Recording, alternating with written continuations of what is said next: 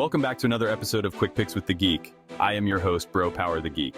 All right, fight fans, next on the card, we've got Santiago Argentine Dagger Ponzinibbio taking on Carlston Mocambique Harris in a true pick'em fight.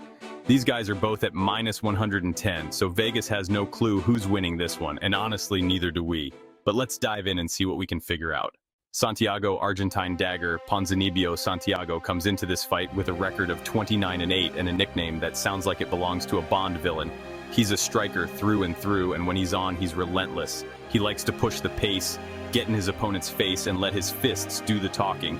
With 16 knockouts to his name, Santiago has made a career out of rearranging people's facial features. Now let's talk about what Santiago doesn't have, namely speed. Look, the man isn't exactly slow, but he's not winning any foot races either. What he lacks in quickness, though, he makes up for with determination and cardio. This guy doesn't gas out, so if you're fighting him, you'd better be ready to go the full 15 minutes. He's also great in the clinch, where he uses dirty boxing to great effect. If he gets you against the cage, you're probably eating some uppercuts for lunch. But there are cracks in the armor. Santiago has been knocked out 4 times, so 50% of his losses involve him staring up at the lights wondering what year it is. The other 4 losses were decisions, and 3 of those were split decisions. So basically, if the fight goes to the judges, Santiago's fate is in the hands of 3 people who probably weren't even paying attention. And here's the kicker.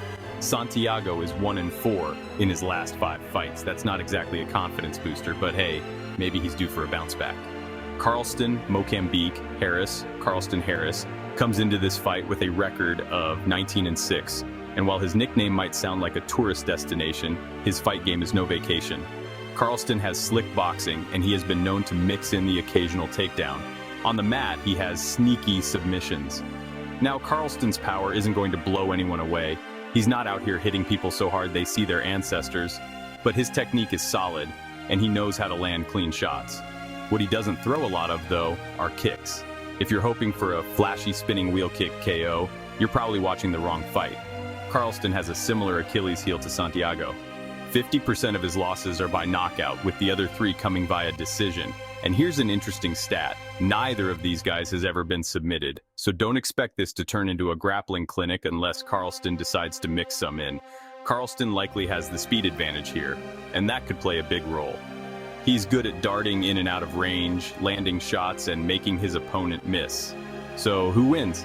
This fight feels like a coin toss. Both guys have knockout power, both have solid boxing, and both are about as durable as a discount phone case. It's probably going to come down to who can land first, or who can edge out the rounds if it goes the distance. I expect this fight to mostly play out on the feet, with a little clinch work sprinkled in for flavor. Carlston's speed could be a problem for Santiago, especially since Santiago's style relies on pressuring forward. If Carlston can stick and move, he might frustrate Santiago and make him chase. And as we've seen, Santiago doesn't always do well when he has to cut off the cage. Official pick. All right, I'm going with Carlston Harris in this one. It's a close fight, probably one of the closest on the card. But if Carlston can mix in the takedowns, he could edge out close rounds. Also, Santiago's recent record is a concern. 4 losses in his last 5 fights is hard to ignore. And while he's still dangerous, I think Carlston's speed and movement will be the difference here. That being said, don't be shocked if Santiago lands a bomb and puts Carlston to sleep. Both guys have been knocked out before, so there's always a chance this ends violently. But if I had to bet, I'd say Carlston weathers the storm, stays on his bike, and edges out a decision. And hey, if you're betting, maybe just flip a coin, because that's about as reliable as any analysis for this one. If you enjoyed this, go ahead and smash that like button. If you haven't subscribed yet, what are you waiting for? Hit that subscribe button and turn on notifications so you don't miss a beat when the next video drops. And don't be shy. Leave a comment below and let me know who you got winning this fight. Let's see who really has the crystal ball around here. Until next time.